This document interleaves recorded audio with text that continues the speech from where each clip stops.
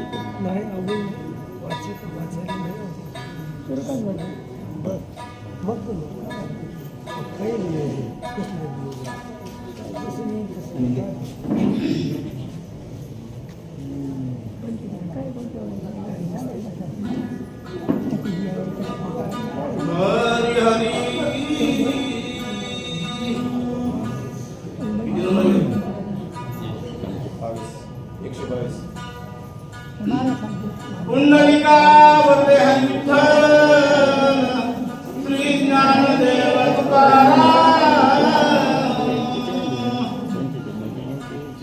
येईकडे रघुनंदन झाला अत्यंत उद्विग्न सावध परी असावधपण मार्ग निरीक्षण मांडले. आतापर्यंत आपण कथापाठ ऐकला. आतापर्यंत रामायणाची कथा ही नंदीग्रामाच्या ठिकाणी केली होती. हनुमंतराय आणि राजा भरताची भेट झाली. तिथून राजा भरतानं हनुमंतरायाला पाठवलं. आता येईकडे रघुनंदन, येईकडे म्हणजे कुणीकडं? आता कथा भाग श्वेंचळ पर्वताच्या पायथ्याशी स्वतः भगवान परमात्मा आपले बंधुराज लक्ष्मणाला मांडीवर मस्तक ठेवलेला आहे. आणि ज्या दिशेला इथं सांगितलेलं आहे मला सावधपणे असावं,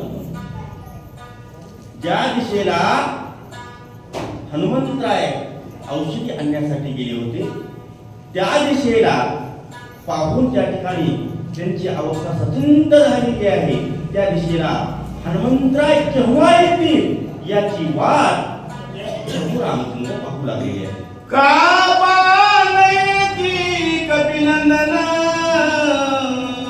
का लागले विलंबन न कळे काही झाले विघ्न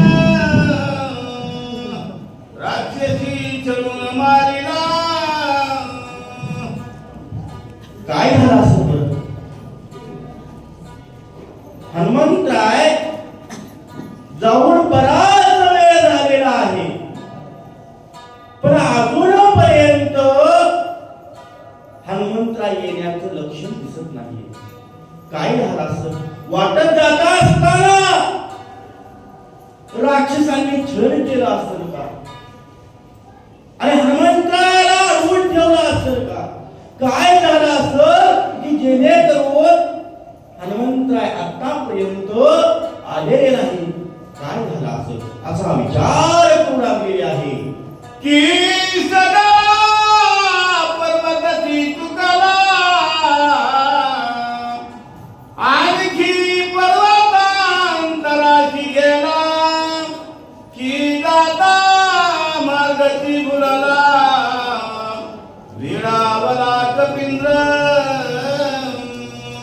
अहो असं झालं असेल का? जात असताना मार्गक्रमण करत असताना लांबचा रस्ता आहे, वाट चुकली असेल का हनुमंतरायाची? बरं तिथपर्यंतही गेला असेल राक्षस आळू शकत नाही हनुमंतराया. महापराक्रमी असा हनुमंतराय आहे. मग एवढं असताना हनुमंतराय काय येत नाही बरं? काय झालं असं की नीट तेथेची गेला पर्वतही ठाकिला औषधी डोळकेची वहिला की डोळा लागला पर्वती. पण असं झालं असेल का? माझा हनुमंतराय तिथं प्रयत्न केला असेल हो. पण तिथं गेल्याच्या नंतर एवढा लांबचा प्रवास करून दमून गेला असेल माझा हनुमंतराय. आणि तिथं गेल्याच्या नंतर माझ्या हनुमंतरायाचा डोळा लागला असेल का?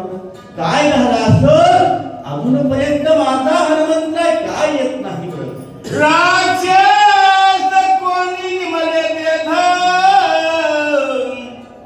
ती माया केली बहुत गोवून पाळला हे हनुमंत कपिनाथ विटंबिला. बरं असं झालं असेल का? त्या ठिकाणी वाटेमध्ये राक्षस भेटले असतील आणि लक्ष्मण उठू नये म्हणून हनुमंतरायाला तिथं अडवून ठेवला असेल का? काय झालं असेल? काय कळाय मार्ग नाही. मग अजूनपर्यंत हनुमंतराय काय येत नाही बरं?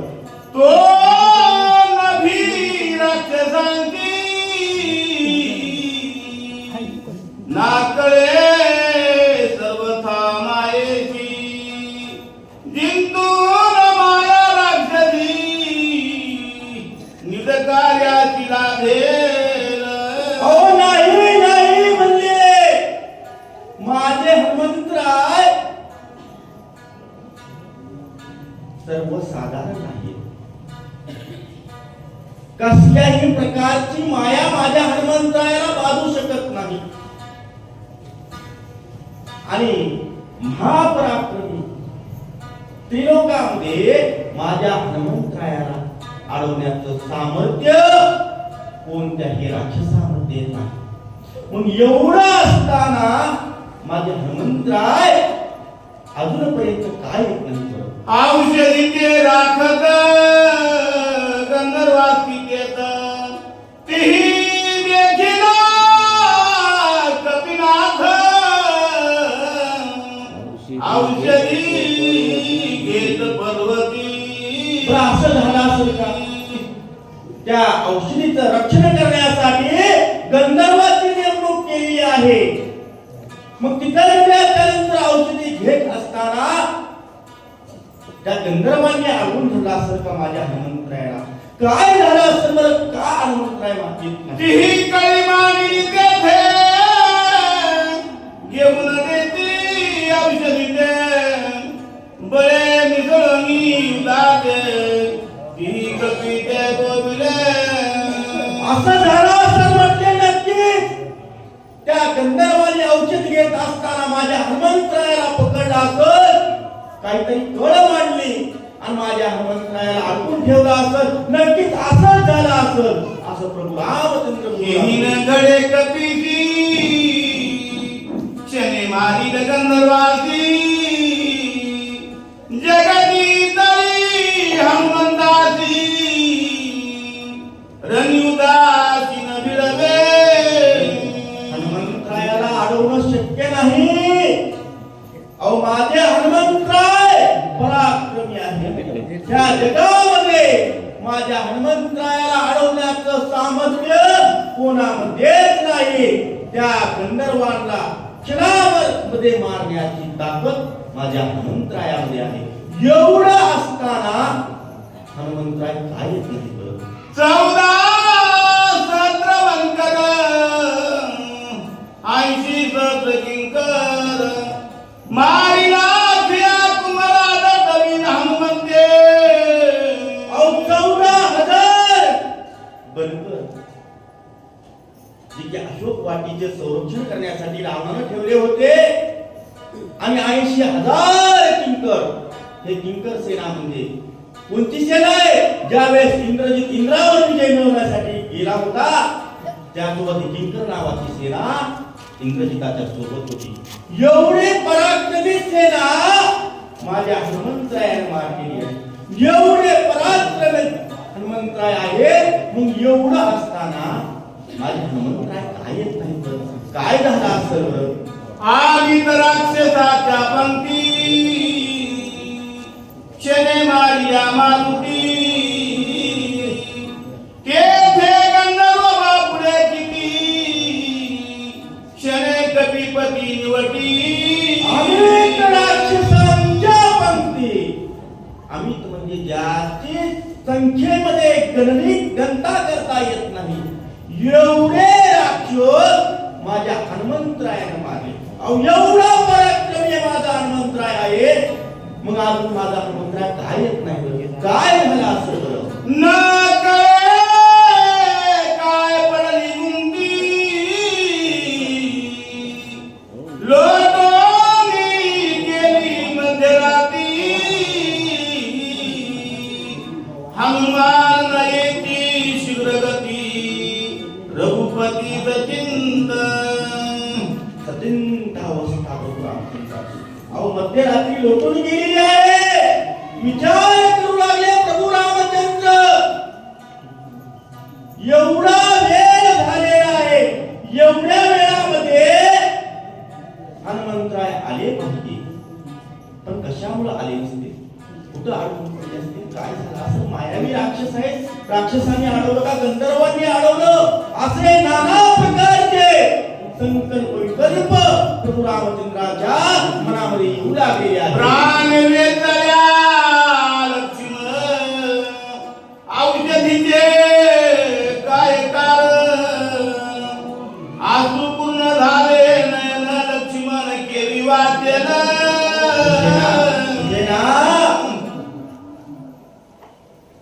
माझ्या लक्ष्मणाचा जर प्राण निघून गेला आणि तदनंतर जर हनुमंतराय औषधी घेऊन आले तर काय उपयोग आहे सुशेना? त्या औषधीचा काय उपयोग आहे सांग मला.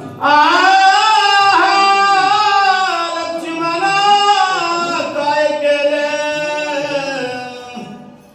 रणी युद्धाचे सांगिले शक्ती भेदेशे न केले मग मोसलिले संग्रामी. लक्ष्मणा असं का केलं बाबा? त्या रणांगणाच्या ठिकाणी अयोध्येतून येताना माझ्यासोबत आला दादा. मला येऊया म्हणला आणि या ठिकाणी आल्याच्या नंतर मला एकट्याला त्या रणांगणामध्ये सोडून गेलास बांधवा. लक्ष्मणा ते काय केलंस बाबा? करून या भूत पुरुषात वात विलास रांगत शक्ती केली प्रतिहत शरणांगत तुदाली. किती मोठा पुरुषार्थ केलास लक्ष्मणा. रागानं विभीषणावर शक्ती शरणांगत विभीषण सूर्यवंशी कुळाचं ब्रीद आहे. शरणांगता वज्रपंज विभीषणाला पाठीशी घातलं. त्या शक्तीला शतदा छेदण्याचं काम 100 वेळेस परत पाठवण्याचं काम केलं. किती अद्भुत पुरुषार्थ केला बांधवा. शरणागता शरण सात एक लक्ष्मण ब्रीद लाविले सात करून शक्ती जेलून निदरुदयी. शरणागता शरण्य अशा आपल्या सूर्यवंशी कुळाचं ब्रीद वाक्य आहे. ते खरोखरच असणार तुझ्या रूपानं तू साथ करून खरं करून दाखविलेला आहेस काय लक्ष्मण. विभीषण घातला पाठीशी शक्ती धरली पोटीशी सौमित्रे ख्याती केली आईची शरणांगताशी शरण्य. पहिला शरणागती विभीषणाला पाठीशी घातलं आणि समोर येणारी जी शक्ती आहे तिला देखील असणार आपल्या हृदयाच्या ठिकाणी स्थान दिलं. किती मोठं कार्य केलं बांधवा, किती मोठं कार्य. विभीषण पहिले शरणार्थी, पाठीशी घातला निस्थिती, सर्वेची शरण आली शक्ती, तेथे विली त्वरित भयेची. विभीषणाला पाठीशी घातलं बांधवा, आणि ज्यावेळेस शक्तीला 100 वेळेस तू परतून लावलं, त्यावेळेस शक्तीनं विचार केला महाग परतून जावं तर रावण दंड करी, आणि समोर विभीषणावर जावं तर आडवा कोण आहे, लक्ष्मण आहे. त्यावेळेस शक्ती शरण आली.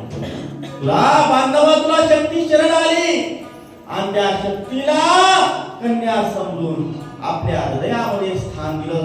किती मोठं अद्भुत पुरुषार्थ केला बांधवा. दोन्ही शरणागताचं रक्षण केलं. किती मोठं कार्य केलं बांधवा. प्राण जाईल सर्वथा,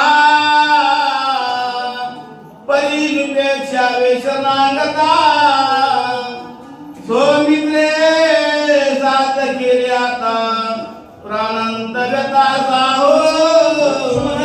स्वतःच्या प्राणाची तू पर्वा केली नाही. ही शक्ती जर माझ्या देवाला भेटली तर माझा प्राण जाणार नाही, असा विचार सुद्धा तुला आला नाही की बांधवा. हे कशासाठी? तर आपल्या कुलाचं जे ब्रीद वाक्य आहे शरणागता वज्रपंच, ते खरं करून दाखवण्यासाठी किती अद्भुत पुरुषार्थ केलास बांधवा. हे फक्त तुलाच साधते बांधवा, हे फक्त तुलाच साधते. बैसोनी लक्ष्मणाजवळी, हात पिटीत वक्षस्थळी, सौमित्रे मांडली रांगोळी, मदशिका बोली बोले ना. रामचंद्र लक्ष्मणाच्या जवळ बसलेले आहेत. पूर्ण दुःख अवस्था झाली. लक्ष्मणाकडे पाहावं, हनुमंतरायाकडे पाहावं, आणि लक्ष्मणानं केलेल्या कार्याची आठव मनात येऊन प्रभू रामचंद्रानं स्वतःच ऊर बड करून घ्यावं, अशी अवस्था प्रभू रामचंद्राची झालेली आहे. ये लक्ष्मणा, साधते का बंधुरत्ना, मज सांडिले बाजीरना, निष्ठुर मना करो. लक्ष्मणा मला ओ म्हणून हाक मार केली. काहीतरी बोल रे लक्ष्मणा. मला एकट्याला रणांगणाच्या ठिकाणी सोडून गेलास की रे बांधवा. मला दादा म्हणून हाक मार केली बांधवा. काहीतरी बोल, मला काहीतरी बोल रे लक्ष्मणा. मज सांडोनी दुखातीत, रणी निघालाशी त्वरित, माझे अपराध बहुत तुला समजत जाईल. मला एकट्याला सोडून त्या रणांगणामध्ये तू गेलास की रे बांधवा. माझे अपराध आतापर्यंत किती सेवा केलीस. अयोध्येतून येताना सोबत आला, दादा मला येऊ द्या म्हणला, आणि आल्याच्या नंतर माझ्या मागे दादा दादा दादा म्हणावं आणि माझी पूर्ण सेवा करावी. ते बांधवा काहीतरी बोल रे, मला दादा म्हणून हाक मार. उठ रे लक्ष्मणा, काहीतरी बोल. बहुसार कष्टलासी बनी, कष्ट करीसी आनुदिनी, पोटा पुले बांधणी, भुयानुनी मददेसी. वनामध्ये विहार करताना स्वतःच पोट बांधून ठेवलं, कारण इंद्रजिताला मारायचं होतं. 14 वर्ष जो उपवासी राहील, जो निद्रा घेणार नाही, त्याच्या हातून इंद्रजिताचं मरण होतं. याच्यासाठी स्वतःचा देह झिजवला, आणि माझ्यासाठी दादा तुम्हाला हे गोड फळं द्या, दादा तुम्हाला हे गंधमूळ आणतो, दादा तुमच्यासाठी बिछाना तयार करतो, असं असं म्हणावं किती माझ्यासाठी कष्ट केले बांधवा. लक्ष्मणा उठ रे, मला काहीतरी बोल लक्ष्मणा. चरण चालन करीशी ते चरण तुळशी अहोरात्र निद्रा लग्यान मात्र सावचित्त राम भजनी. दादा तुमचे पाय दाबून देऊ का म्हणावं. दादा दादा दादा दादा सारखं दादा होतो तुझ्या मुखामध्ये बांधवा. नव्हे नव्हे, अरे तुला निद्रा नाही. रात्रंदिवस राम भजनामध्ये सावध राहू. किती असणार मोठा भक्त बांधवा तुम्हाला. काहीतरी बोल लक्ष्मणा, उठ मला दादा म्हणून हाक मारके बांधवा. तुझे कष्ट आठविता मद होत ते दुखावता. हृदय स्फोट होईल आता न देखता तो मित्र. माझ्यासाठी केलेल्या कार्याची एक जर आठवण काढली तर माझं दुःख अनावर होत आहे बांधवा. आता माझा हृदय स्फोट झाल्याशिवाय राहत नाही. एवढं माझ्यासाठी राहला, एवढे माझ्यासाठी कष्ट केलास लक्ष्मणा. म्हणून घाली टांगणी सेवेची सावध झाला मनी. मी भ्रांत काय म्हणाली गंधनाला गणी उठीला. त्याच्याकडे अशी ताकद आहे. पण ज्यावेळेस शोक सुरुवात झाली त्यावेळेस सावध परी असावध. आणि आता काय सांगितलंय, सावध झाला म्हणे. मग स्वतः भगवान परमात्मा म्हणू लागले, बाबा माझा जन्म रडण्यासाठी झालेला आहे. रडत बसतो का मी. जगाचा करता आहे. जेवढे पंचमहाभूत, 5 ज्ञानेंद्रियाची देवता, 5 कर्मेंद्रियाची देवता, ह्या सर्वांचा वध करण्याची, खंडन करण्याची ताकद माझ्यामध्ये असताना मी रडत बसतो का, असं स्वतः भगवान परमात्मा म्हणू लागले. पुंडलिका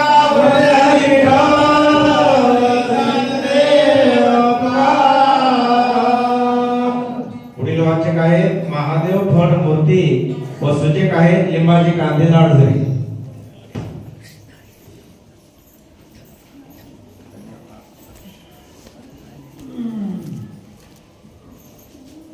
Thank you.